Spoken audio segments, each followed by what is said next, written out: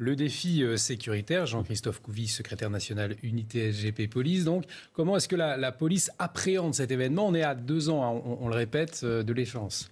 Écoutez, nous, policiers, on est déjà ravis d'accueillir les Jeux Olympiques et je pense qu'on sera prêts. Enfin, on a un savoir-faire français, on a l'habitude d'organiser des grands événements. On avait fait la Coupe du Monde en 98, enfin Coupe du Monde de foot.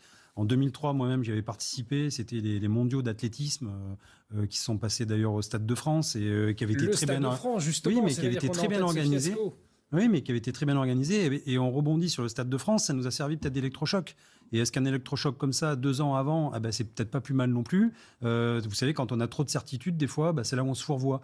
Donc, de temps en temps, ça nous fait aussi du bien de voir un peu le mur des réalités et de se dire, en fait, on a quand même encore quelques progrès à faire, notamment dans la coordination des forces et dans l'adaptation.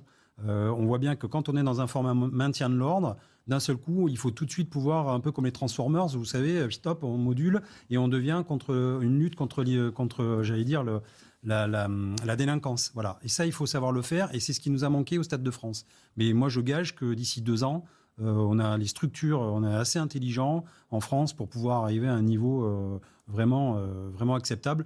Et si les Anglais ont réussi en 2012, je ne vois pas pourquoi nous, on n'y arriverait pas. Johan, 1000 policiers mobilisables par jour, on va les chercher où? À l'extérieur, dans tout le pays? Oui, écoutez, on a des forces projetables. On a les CRS pour la police, on a les gendarmes mobiles pour la gendarmerie. Et puis après, je veux dire, on est capable, vous savez, quand on fait la COP21 ou quand on organise le G7, etc., on est capable comme ça d'avoir des renforts policiers. On les prend dans des commissariats, on les prend un peu partout, on les envoie sur des zones vraiment à risque. Il y a aussi la réserve de la police nationale qui a été créée.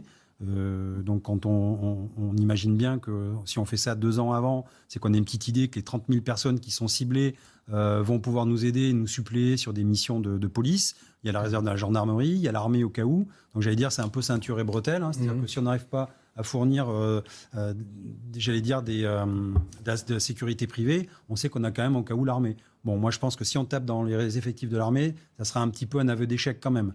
Mais voilà, je veux dire, les forces de police sont là, on est projetable, on sera prêt. Et puis il y a aussi des nouveaux arrivants dans la police qui vont nous aider. Voilà, il y a des recrutements.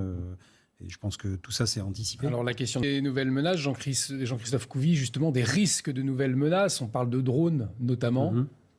Oui, là, du coup, on aurait l'armée de l'air. Enfin, encore une fois, tout a été calibré.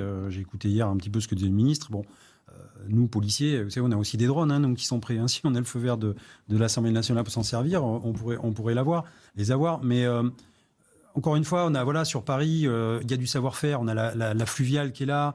On a des bacs, on a des compagnies d'intervention, les CRS qui vont arriver. Enfin, je veux dire, on sait faire.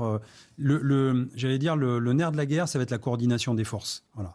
C'est quelqu'un qui est capable de coordonner toutes les forces. C'est d'avoir un vrai état-major.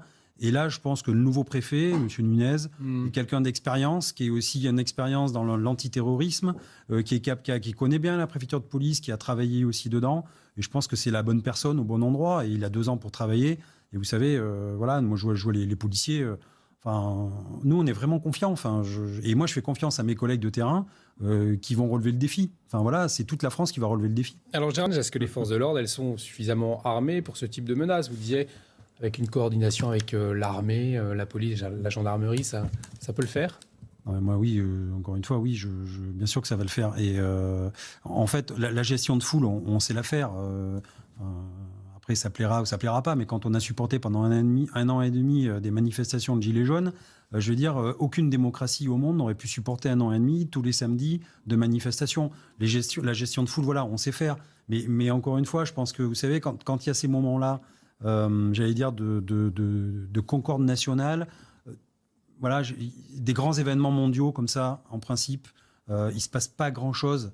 Dans les pays qui organisent, et même en France, regardez la Coupe d'Europe 2016, il n'y a pas eu de mouvements sociaux ni rien. Je veux dire, les Français sont capables de se maîtriser et à un moment donné de se mettre dans une bulle et d'accueillir le monde entier chez eux. Et ça, j'en reste persuadé, je fais confiance en leur intelligence. En tout cas...